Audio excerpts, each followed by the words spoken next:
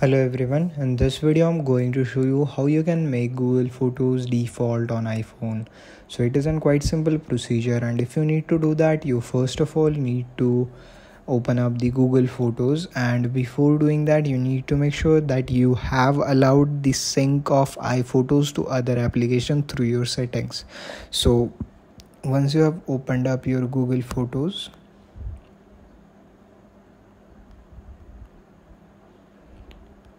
you need to make sure that you have backed up all your photos. So to do that, you need to head over to the Google Photos settings, and then you need to head over to the backup. And basically my storage is full, but if you are capable of buying more storage, just buy it and then back up all your photos, and your sync is turned on, so they will automatically get synced with your Google Photos. So basically that's how you can make Google Photos default on iPhone. I hope you found this video useful. Make sure to like, share and subscribe to my